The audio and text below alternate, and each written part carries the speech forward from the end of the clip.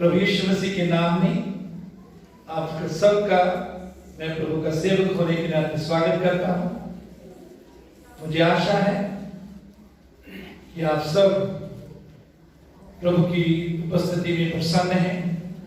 प्रभु के अनुग्रह के लिए धन्यवाद हो जो उसने पिछले साल हम सब पर किया, हमें जीवन दिया, तंदुरुस्ती दी, अपने साथ चलने का अनुग्रह दिया, नए साल में प्रवेश होने के लिए सहायता की और नए साल के पहले इतवार को हम प्रभु यीशु के नाम में आपका स्वागत करते हैं। आइए हम परमेश्वर के वचन में से पहला पत्रस की पत्री का अध्ययन आज से शुरू करेंगे। पहला पत्रस 1 अध्याय 1 से 3 पद हम पढ़ेंगे। पत्रस की ओर से जो यीशु मसीह का प्रेरित है उन प्रदेशों के नाम जो पुन्तुस, गलातिया, कप्पदोकिया, आसिया और बिथुनिया में तितर-बितर होकर रहते हैं और परमेश्वर पिता के भविष्य ज्ञान के अनुसार आत्मा के पवित्र करने के द्वारा आज्ञा मानने और यीशु मसीह के लहू के छिड़के जाने के लिए चुने गए हैं। तुम्हें अनुग्रह और शांति बहुतायत से मिलती रहे। हमारे प्रभु यीशु मसीह के परमेश्वर और पिता का धन्यवाद हो जिसने यीशु मसीह के मरे हुए में से जी उठने के द्वारा अपनी बड़ी दया से हमें जीवित आशा के लिए नया जन्म दिया। हालेलुया।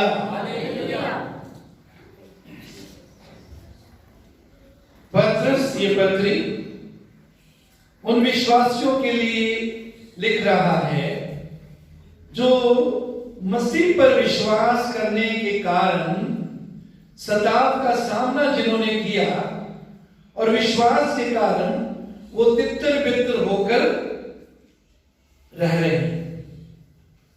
उन शहरों का, उन इलाकों का नाम हमने भी पढ़ा जिसमें वो रहते हैं। प्रदेशियों के नाम जो पुन्तुस, गलातिया, कप्पदोकिया, आसिया, बिथुनिया में तितर-बितर होकर रहते हैं।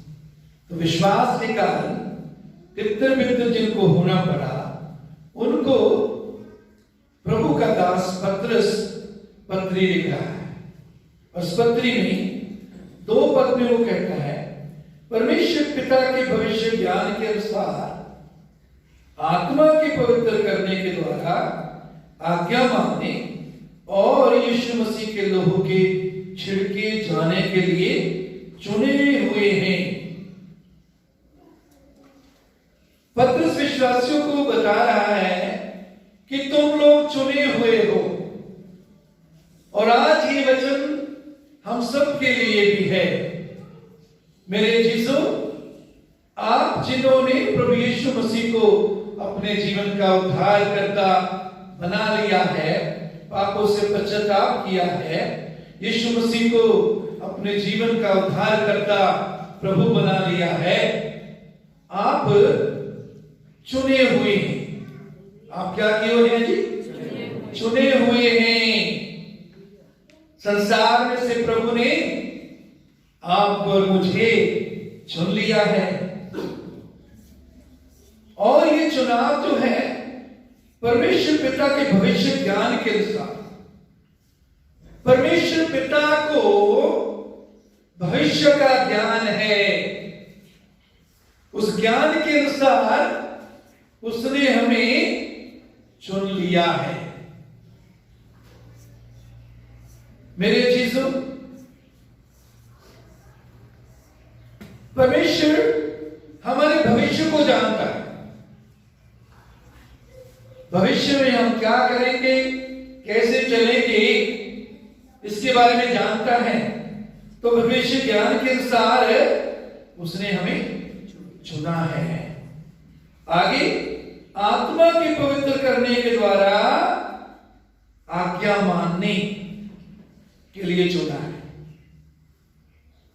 मेरे चीजों, पवित्र आत्मा के द्वारा आप और मैं, हम पवित्र किए गए हैं। क्या किए गए हैं जी? आत्मा के पवित्र करने के द्वारा आज्ञा मानने और यीशु मसीह के लहू के छिड़के जाने के लिए चुने गए हैं। तो पवित्र आत्मा के द्वारा हम, आत्मा के पवित्र करने के द्वारा पवित्र आत्मा ने हमें क्या किया है जी? पवित्र किया है।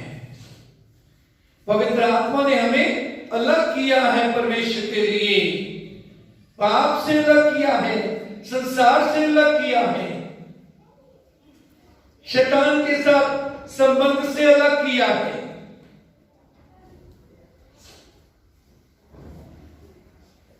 पवित्र आत्मा हमें पवित्र करता है।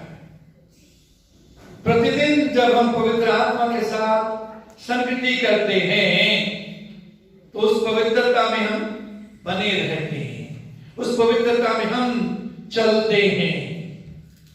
मेरे जीसो, बहुत बार बहुत से विश्वासी जब नए आते हैं वो ये सोचते हैं कि पवित्र जीवन गुजारना बहुत मुश्किल है। मेरे जीसो, अपनी कोशिशों से, अपनी शारीरिक बुद्धि के द्वारा, अपनी ताकत से हम पवित्र जीवन नहीं गुजार सकते, लेकिन पवित्र आत्मा हमारी सहायता करता है। पवित्र आत्मा हमें पवित्र करता है ताकि हम आज्ञा माने। पवित्र आत्मा के द्वारा आज्ञा मानने के लिए चुने गए। आप और मैं आज्ञा मानने के लिए चुने गए हैं। आप और मुझे प्रभु ने चुना है जी, इसलिए आज्ञा मानने के लिए, उसकी आज्ञा मानते हुए चलने के लिए उसने हमें चुना है। दूसरा पद उसमें लिखा कि चुन लिए जाने को भली भांति सिद्ध करने का प्रयत्न करो। उसने हमें चुना है तो उस चुनाव में हम बने रहें, उस चुनाव में चलते रहें, उसके लिए हम अपनी ओर से प्रयत्न करते रहें। लेकिन ये प्रयत्न भी प्रभु के अनुग्रह से ही कर सकते हैं। उससे अनुग्रह जब हम मानते हैं, उसका वचन, वो वचन के द्वारा हमारी सहायता करता है, आत्मा के द्वारा हमारी सहायता करता है। तो पवित्र आत्मा पवित्र करने के द्वारा आज्ञा मानने के लिए हम चुने गए हैं। आज नए साल में प्रवेश करने के बाद आज हमारे लिए बहुत अच्छा समय है इस बात को देखने के लिए, जांचने के लिए कि क्या हम प्रभु की आज्ञा मानते हुए जीवन गुजार रहे हैं। मेरे चीजों, प्रभु से जब हम दूर थे तो आज्ञा ना मानने वाले थे। आज्ञा ना मानने के कारण हम क्रोध की संतान थे, लेकिन अब हम परमेश्वर की संतान हैं। परमेश्वर की संतान है ताकि हम आज्ञा मानते हुए जीवन व्यतीत करें।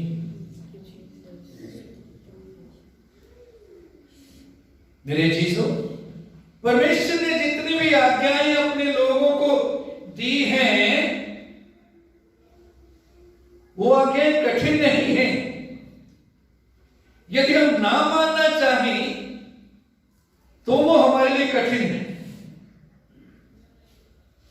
जब हम प्रभु से अनुग्रह मांगते हैं, प्रभु से कृपा मांगते हैं, सामर्थ्य मांगते हैं, तो वो हमें आज्ञा मानने के लिए अनुग्रह और सामर्थ्य, आत्मा का अभिषेक देता है। वचन के द्वारा हमारी सहायता करता है, अगुवाई करता है। तो सवाल ये है कि क्या हम आज्ञा मानने के लिए तैयार हैं? आज्ञा मानते हुए जीवन गुजारने के लिए तैयार हैं या कि नहीं? मेरे चीजों, पहला यूहन्ना 3:24 में लिखा है, जो उसकी आज्ञाओं को मानता है वह उसमें और वह उनमें रहता है। जब हम प्रभु की आज्ञाओं को मानते हुए चलते हैं तो हम प्रभु में बने रहते हैं, प्रभु हम में बना रहता है। तो याद रखिए, आज्ञा मानने के द्वारा प्रभु हम में बना रहता है, हम प्रभु में बने रहते हैं। जब आज्ञा मानने के द्वारा प्रभु हम में बना रहता है, हम प्रभु में बने रहते हैं, तो मेरे चीजों, हम प्रभु की इच्छा के केंद्र में बने रहेंगे, हम प्रभु के आनंद में चलेंगे, हम प्रभु के अनुग्रह में प्रतिदिन बढ़ेंगे। आप सुनिए, अगर आपको नहीं मिला रहने छोड़िए, आपका ध्यान उधर ही रहेगा। आप नोट कर लिया करें, उसके बाद में पढ़ लीजिए। यदि वचन इधर चल रहा है और आप ढूंढने में 5 मिनट लगा रहे हैं, उससे आपका कोई फायदा नहीं होगा। उससे आपका नुकसान है कि जो वचन बोला जा रहा है वो भी आप मिस कर देंगे। तो कृपया, अगर आपको नहीं मिलता मत पढ़िए, बाद में पढ़ लीजिए। यदि मिल जाता है जल्दी तो देख लीजिए, नहीं तो कोई बात नहीं।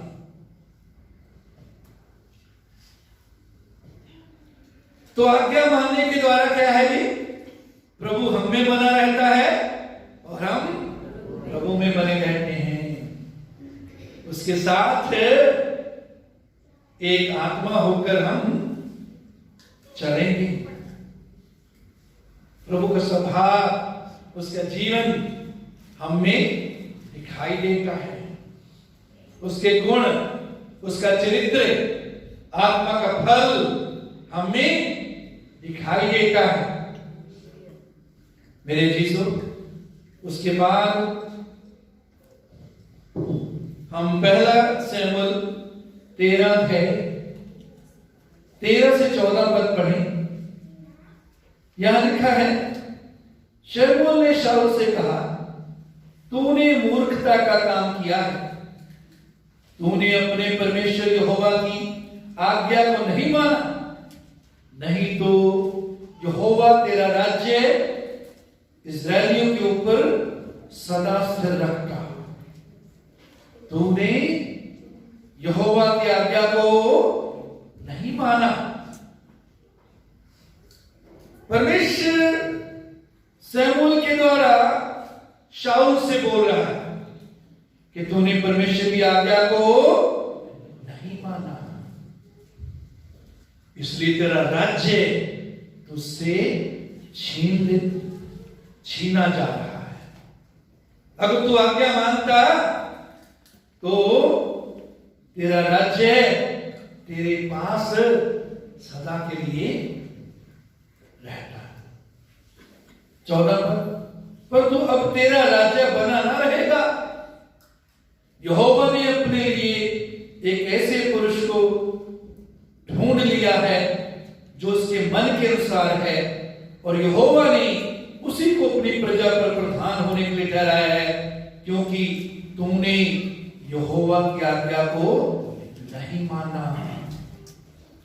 शाऊल ने यहोवा की आज्ञा को नहीं माना, परमेश्वर ने उसको रद्द कर दिया। उसके बजाय दाऊद को राजा के रूप में चुन लिया और खड़ा किया, राजा बना लिया। मेरे चीजों, बहुत बार हम भी जब आज्ञा नहीं मानते प्रभु की, जो अधिकार, जो समर्थ, जो अनुग्रह प्रभु हमें देता है, उसको हम खो देते हैं। वो प्रभु किसी और को दे देता है। प्रकाशित वाक्य में प्रभु क्या कहता है? कोई तेरा मुकुट तुझसे छीन ना ले। छीना जा सकता है आपका मुकुट, मेरा मुकुट छीना जा सकता है यदि हम प्रभु की आज्ञा मानते हुए जीवन नहीं गुजारते। मेरे जीसू, उसके बाद 15 अध्याय, यही पहला चैप्टर 15 थे 22-23, क्योंकि यहोवा होम बलियों और मेल बलियों से उतना प्रसन्न, क्या यहोवा होम बलियों और मेल बलियों से उतना प्रसन्न होता है जितना कि अपनी बात के माने जाने से प्रसन्न होता है। सुन, मानना तो बलि चढ़ाने से और कान लगाना मेढ़ों की चर्बी से उत्तम है। परमेश्वर हमारे होम बलियों, मेल बलियों से बढ़कर इस बात से प्रसन्न होता है, इस बात से खुश होता है कि हम उसकी आज्ञा माने। बहुत बार हम बलिदान चढ़ाने के लिए तैयार होते हैं, प्रभु की सेवा में मैं ये करूंगा, वो करूंगा, लेकिन यदि उसकी आज्ञा नहीं मानते तो प्रभु उससे प्रसन्न नहीं। 23 पर देख, बलवा करना और भावी कहने वालों से पूछना एक ही समान पाप है, और हठ करना मूर्तों और ग्रह देवताओं की पूजा के तुल्य है। तूने जो यहोवा की बात को तुच्छ जाना, इसलिए उसने तुझे राजा होने के लिए तुच्छ जाना है। हठ करना मूर्तों और ग्रह देवताओं की पूजा के तुल्य है। जब हम बार बार परमेश्वर की आज्ञा तोड़कर चलते हैं, हम हठ करते हैं, जिद करते हैं परमेश्वर के साथ। वचन कहता है हठ करना मूर्तों और ग्रह देवताओं की पूजा के तुल्य है। मूर्ति पूजा के तुल्य है हठ करना, जिद करना। आप अपने जीवन में आज अपने जीवन के बारे में जानते हैं, क्या आप आज्ञा मानते हुए जीवन गुजार रहे हैं या हठ में चल रहे हैं, जिद में चल रहे हैं? तूने यहोवा की बात को तुच्छ जाना, इसलिए उसने तुझे राजा होने के लिए तुच्छ जाना। यदि हम परमेश्वर की आज्ञाओं को तुच्छ जानते हैं, उसके वचन को तुच्छ जानते हैं, तो परमेश्वर हमें भी तुच्छ जानता है। तुच्छ जानने का मतलब है उस कदर हम प्रभु की नजर में खो देते हैं। मेरे यीशु, इब्रानिया, माफ करना, उसके बाद हम देखेंगे पवित्र करने के द्वारा आज्ञा मानने और यीशु मसीह के लहू के छिड़के जाने के लिए चुने गए। आज्ञा मानने के लिए आप पर मैं चुने गए, और दूसरा यीशु मसीह के लहू के छिड़के जाने के लिए चुने गए। आप पर मैं चुने गए ताकि यीशु मसीह का लहू हम पर छिड़का जाए। यीशु मसीह का लहू प्रतिदिन और समय समय पर हम पर छिड़का जाए। मेरे चीजों, इब्रानियों 12 है, उसके 24 पद में भी हम पढ़ते हैं, नई वाचा के मध्यस्थ, माफ करना,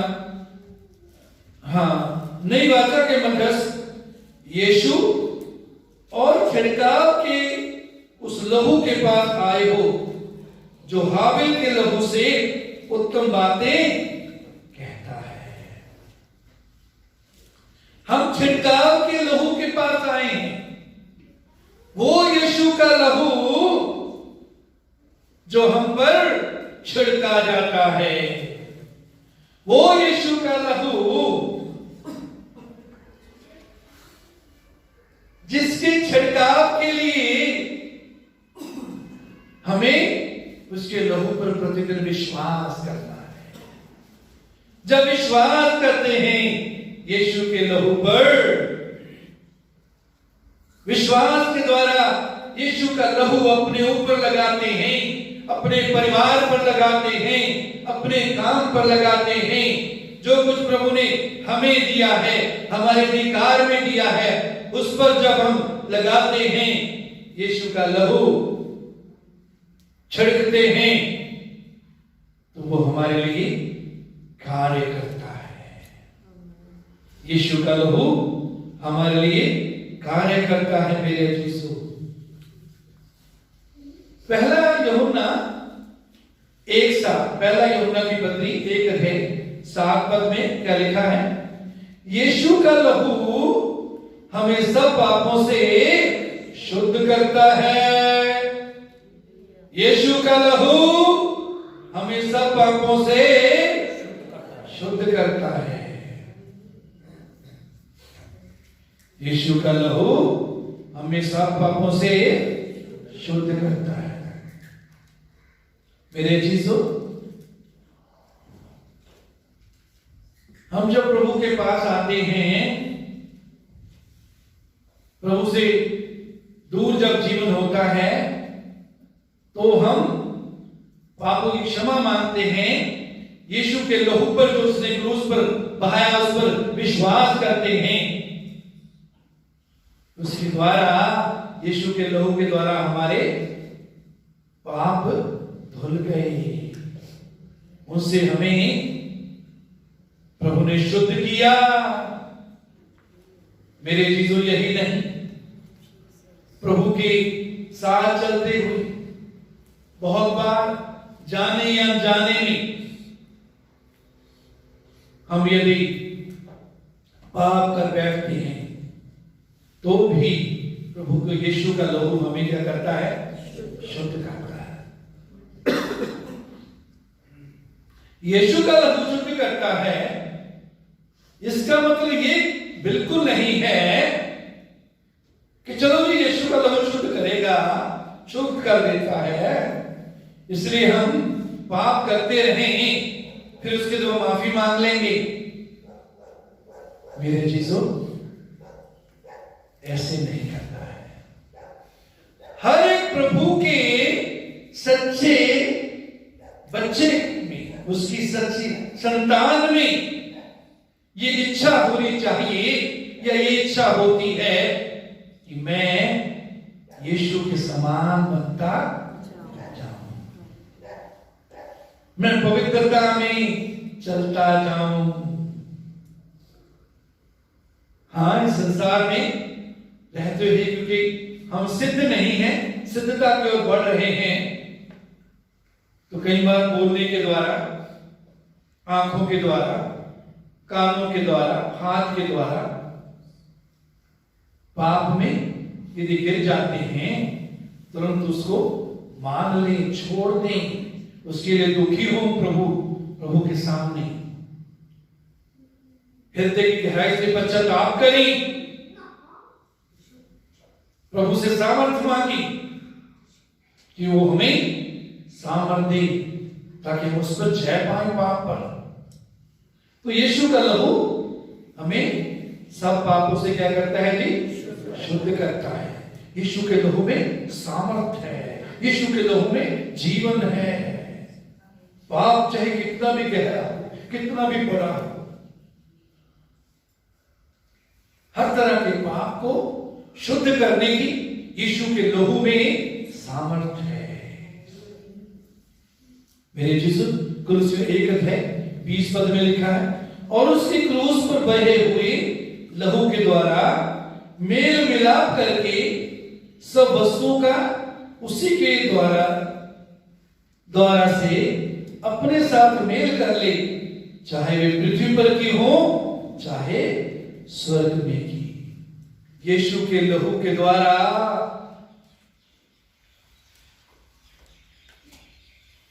मेल होता है। हमारा मेल परमेश्वर के साथ हुआ, और सारी चीजें देखा जो स्वर्ग की है और पृथ्वी है, कि उनका मेल यीशु के लहू के द्वारा होता है। ये मेल फेविक्विक के जोड़ से भी गहरा है। तो यीशु के लहू में मेल करने की सामर्थ्य है। मेरे चीजों, आज इस साल की शुरुआत में यदि कोई ऐसा है जिससे आपका मेल नहीं है, आपके अंदर कड़वाहट है, आपके अंदर गुस्सा है, प्रभु यीशु अभी आपको उससे आजाद करना चाहता है, छुटकारा देना चाहता है, ताकि आपका मेल सबसे हो जाए। इब्रानियों की पत्री में लिखा, सबसे मेल मिलाप रखने और उस पवित्रता की खोजी हो जिसके बिना कोई प्रभु को कदापि ना देखेगा। अपनी तरफ से सबसे मेल मिलाप रखें।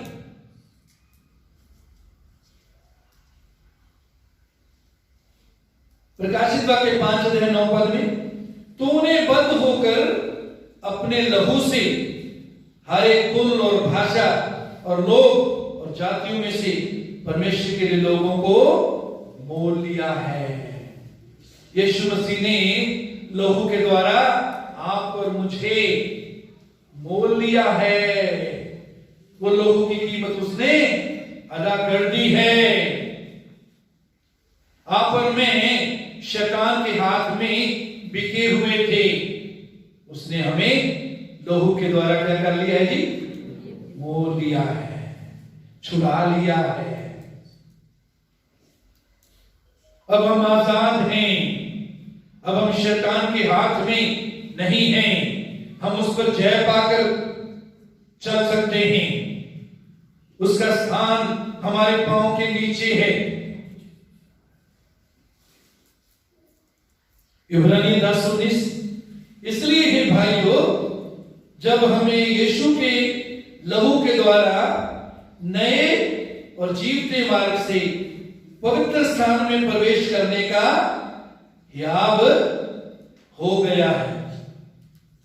यीशु के लहू के द्वारा हम पवित्र स्थान में परमेश्वर की उपस्थिति में आते हैं। मेरे चीजों, पुराने नियम में हम जानते हैं कि साल में एक बार महायाजक परमेश्वर की उपस्थिति में जाता था, परम पवित्र स्थान में, और यदि उसमें पाप होता था तो वही वो मर जाता था। जब यीशु ने क्रूस पर अपनी जान दी, अपना लहू बहाया, मंदिर का पर्दा ऊपर से लेकर नीचे तक फट गया। इसका अर्थ है अब हम किसी भी समय यीशु के लहू के द्वारा, यीशु के लहू पर विश्वास करके अपने आप को यीशु के लहू में ढांपते हुए, यीशु का लहू विश्वास के द्वारा अपने ऊपर छिड़कते हुए, हम किसी भी समय परमेश्वर की पिता की हजूरी में आ सकते हैं। हालेलुया। उसकी उपस्थिति में आ सकते हैं ताकि हम उसकी सुने, उसकी उपस्थिति में हम दिन प्रतिदिन बदलते जाएं, उस जैसे बनते जाएं।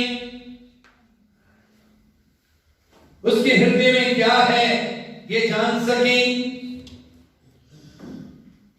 उसकी उपस्थिति में पवित्र स्थान में प्रवेश करने का हयाव दलेरी उसने हमें दिया। तो यीशु के लहू के द्वारा अब हमें पवित्र स्थान में जाने की क्या है जी? दलेरी है, हयाव है। हयाव के साथ, दलेरी के साथ यीशु के लहू में अपने आप को ढांपते हुए, यीशु का लहू अपने ऊपर छिड़कते हुए हम परमेश्वर की हजूरी में किसी भी समय आ सकते हैं।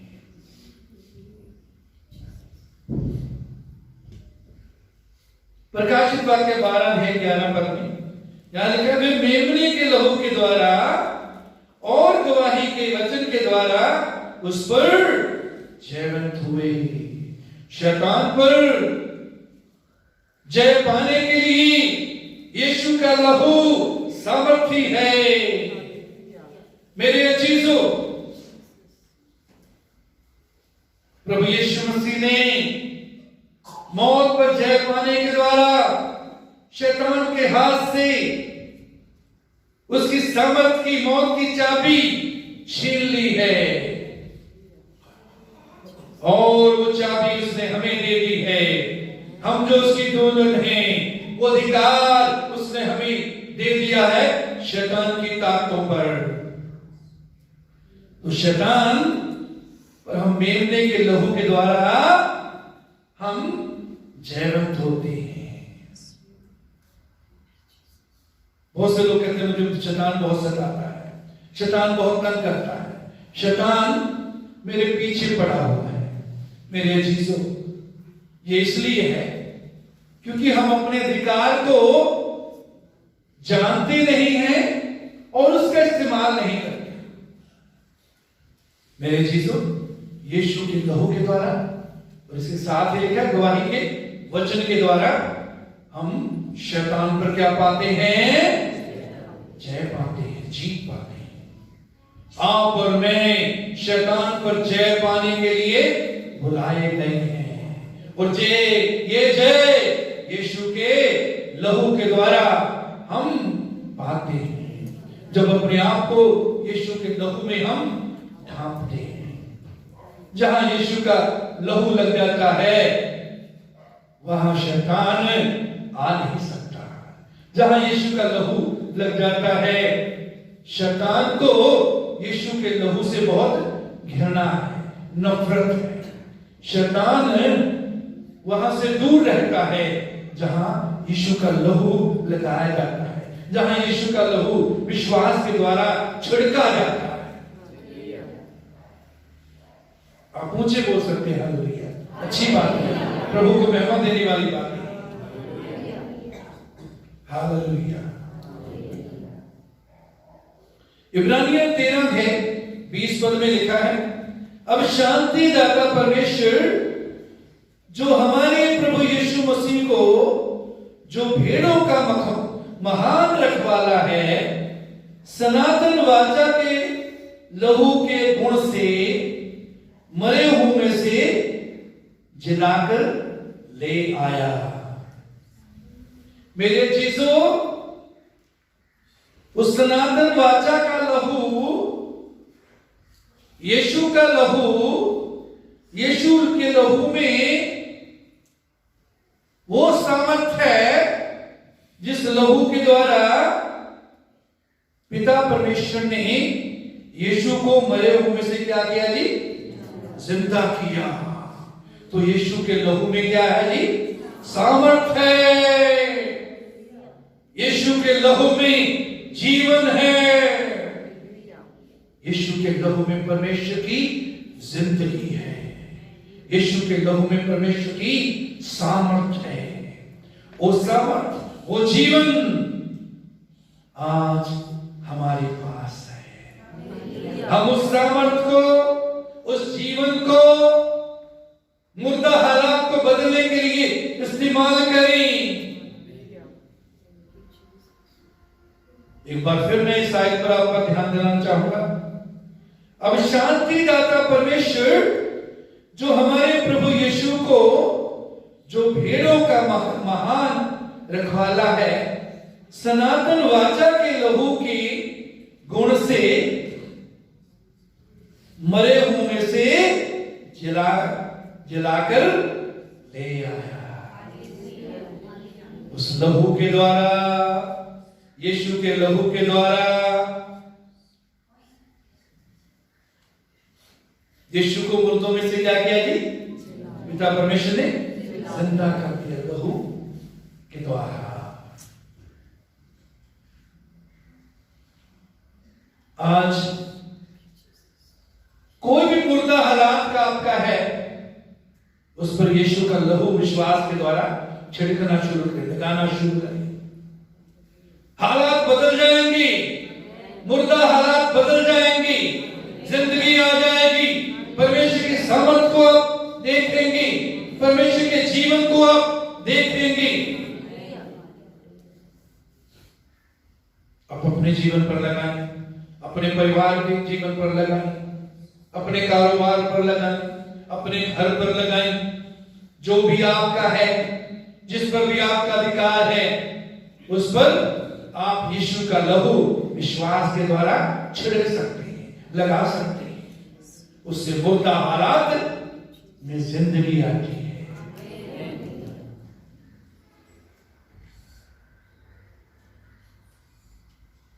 उसके बाद मेरे चीजों,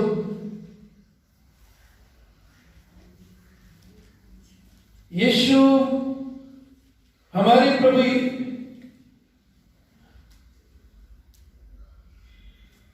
तीन पर हमारे प्रभु यीशु मसीह के परमेश्वर और पिता का धन्यवाद हो, जिसने यीशु मसीह के मरे हुए से जी उठने के द्वारा अपनी बड़ी दया से हमें जीवित आशा के लिए नया जन्म दिया।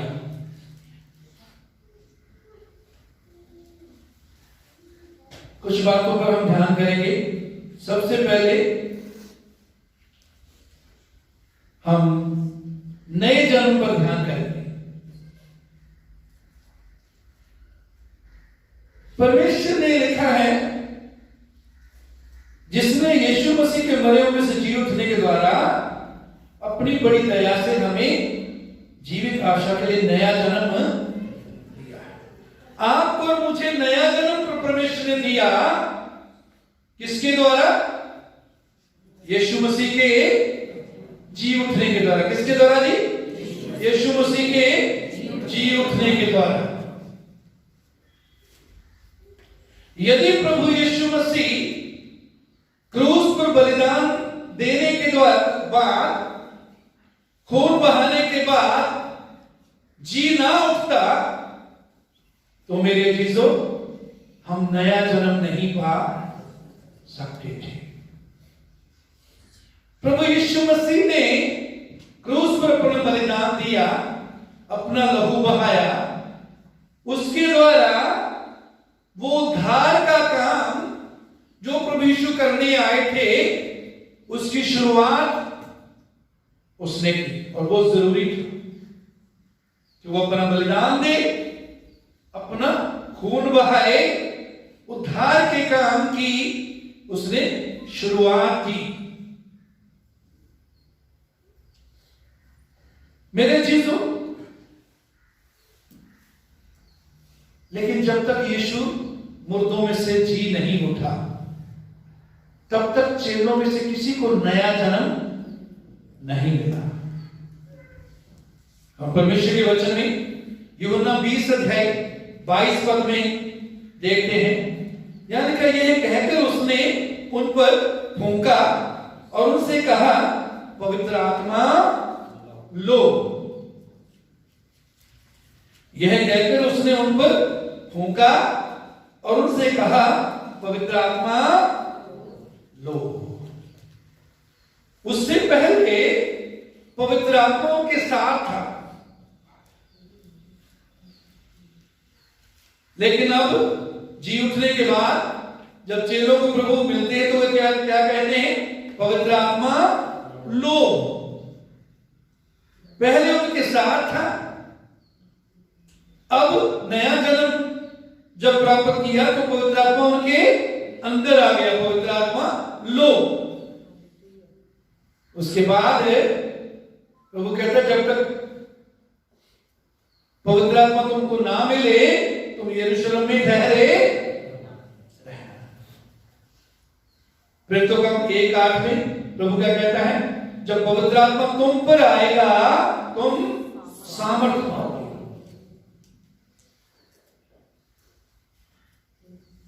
तो पहले पवित्र आत्मा उनके चेलों के साथ था। जब यीशु ने उन पर फूंका और कहा पवित्र आत्मा लो, तो पवित्र आत्मा उनके अंदर आ गया और उसके बाद पवित्र आत्मा उनके ऊपर आया। ऊपर का दूसरे शब्दों में पवित्र आत्मा का बपतिस्मा उनको मिला। मेरे अजीजों,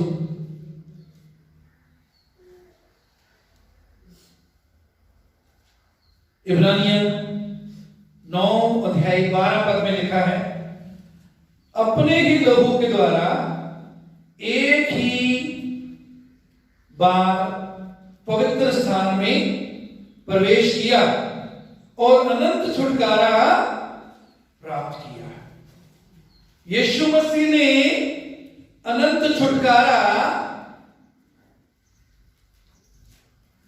कब प्राप्त किया? अपने ही लहू के द्वारा एक ही बार पवित्र स्थान में प्रवेश किया और अनंत छुटकारा प्राप्त किया। अनंत छुटकारा यीशु मसीह ने कब प्राप्त किया जी? जब अपने लहू को परमेश्वर पिता के सिंहासन पर, उसकी वेदी पर जब उसने जाकर चढ़ाया, तब वो अनंत छुटकारा यीशु ने आपके और मेरे लिए प्राप्त किया। क्रूस पर जब बलिदान दिया, उससे इस छुटकारे का कार्य आरंभ किया। लेकिन जब प्रभु यीशु उस लहू को जब पवित्र स्थान में पिता के सामने, उसकी वेदी के सामने चढ़ाते हैं, तो उससे वो छुटकारे का काम पूरा किया, छुटकारा प्राप्त किया। और वो छुटकारा प्राप्त करने के बाद, मुर्दों में से जी उठने के बाद, पिता की हजूरी में अपना लहू चढ़ाने के बाद, चेलों के पास जब आता है तो कहते हैं पवित्र आत्मा लो। उनका नया जन्म उन्होंने प्राप्त किया। मेरे अजीजों,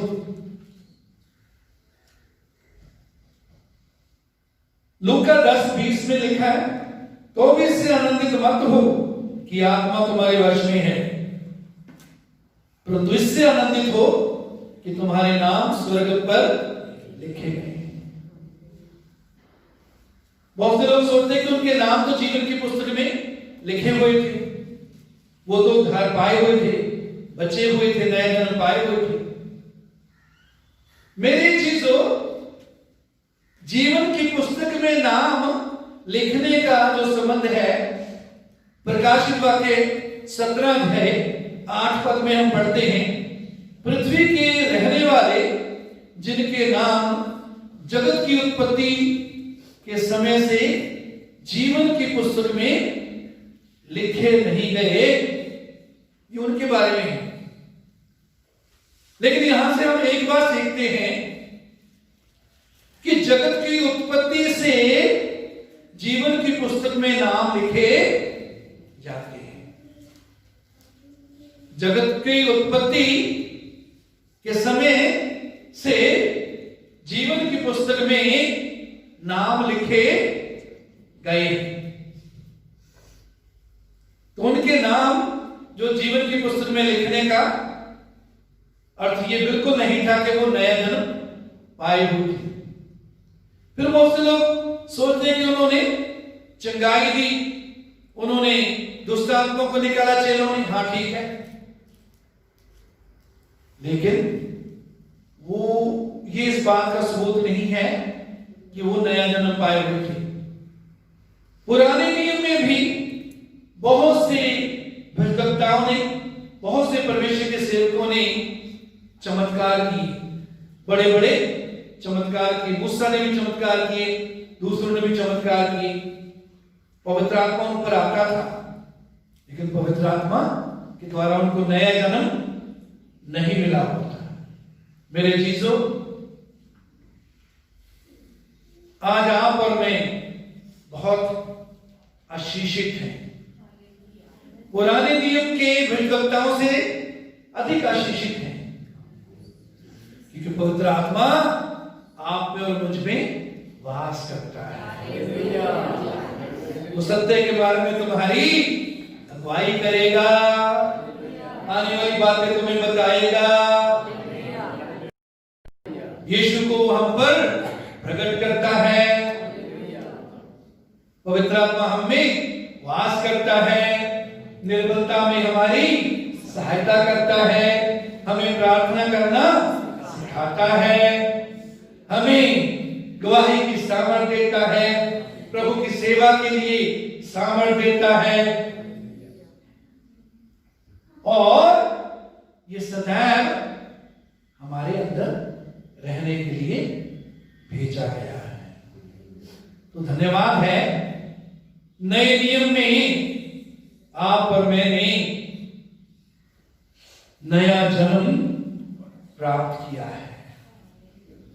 मेरे चीजों, उसके बाद हम देखते हैं, हमें जीवित आशा के लिए नया जन्म दिया। आपको और मुझे नया जन्म इसलिए परमेश्वर ने दिया है,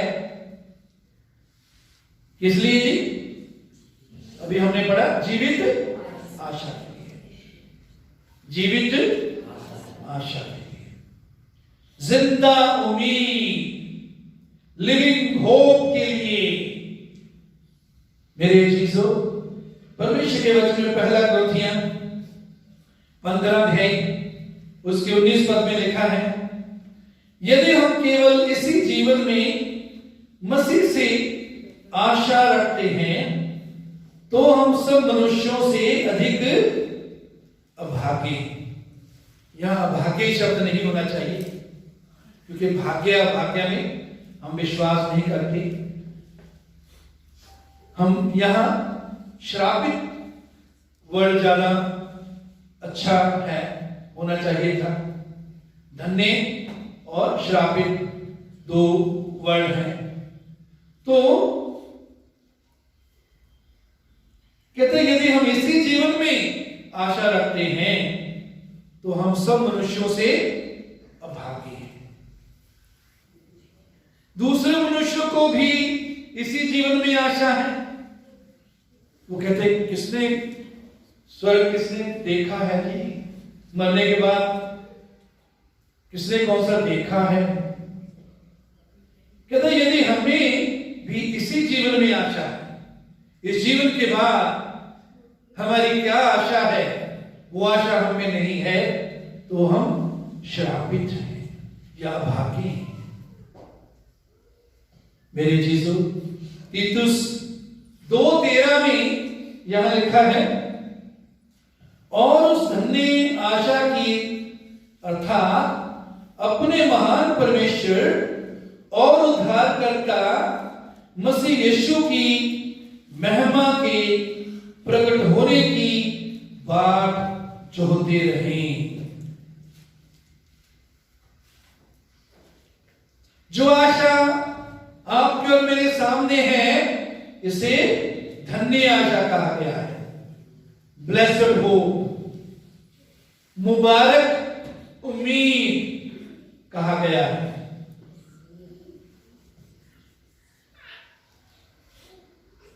और उस धन्य आशा की था अपने महान परमेश्वर और उद्धारकर्ता यीशु मसीह की महिमा के प्रकट होने की बात जो होती रही। तो ये आशा क्या है जी, कि हमारा प्रभु यीशु मसीह महिमा में प्रकट होने वाला है, और वो यीशु जो महिमा में प्रकट होने वाला है। कुलसियों 1:27 में लिखा है, मसीह जो महिमा की आशा है तुम में रहता है।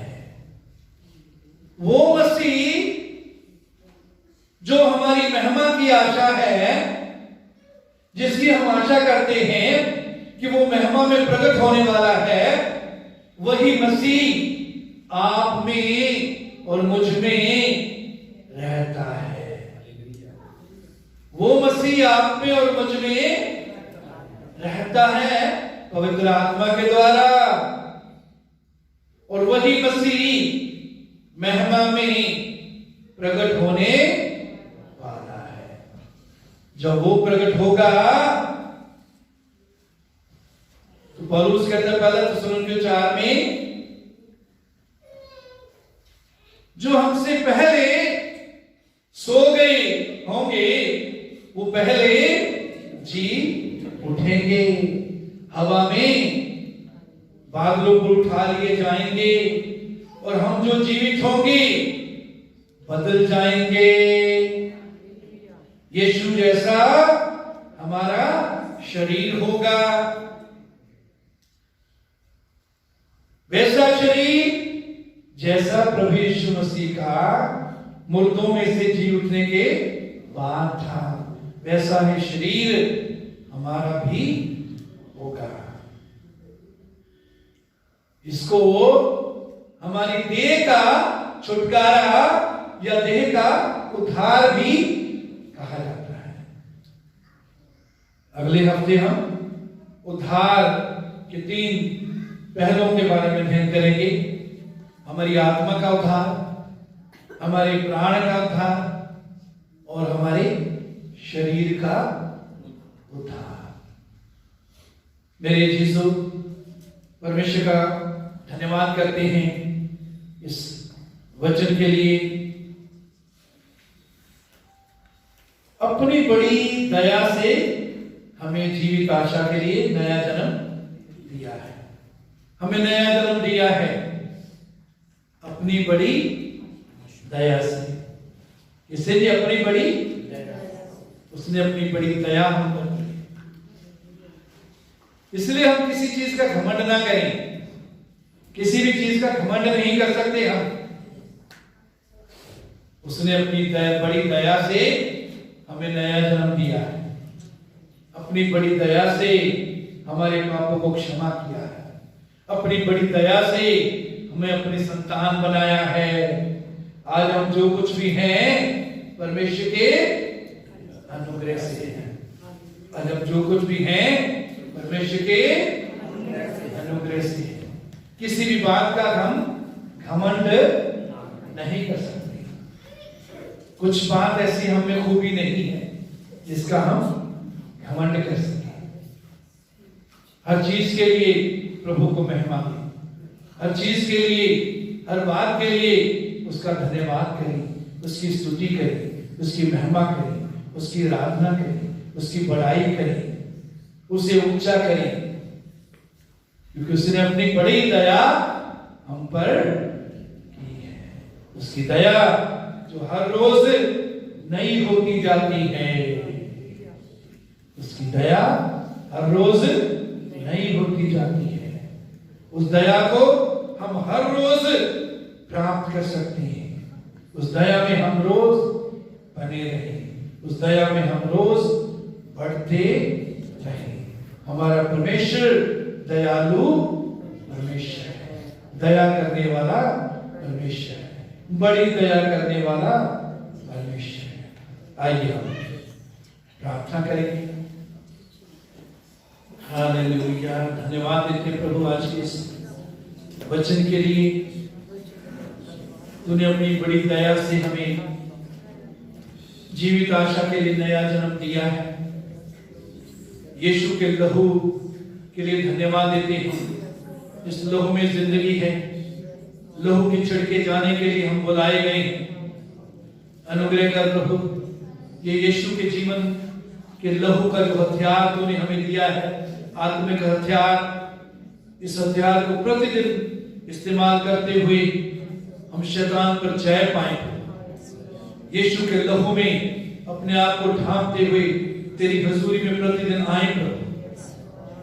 ओ हालेलुया, इस लहू में हमारे लिए सुरक्षा है, इस लहू में हमारे लिए जय है, इस लहू के द्वारा मुर्दा हालात आज भी तू हमारे बदलता है। धन्यवाद देते हैं यीशु के लहू के लिए, जिसमें जीवन, जिसमें सामर्थ्य, जो आज भी कार्य करता है।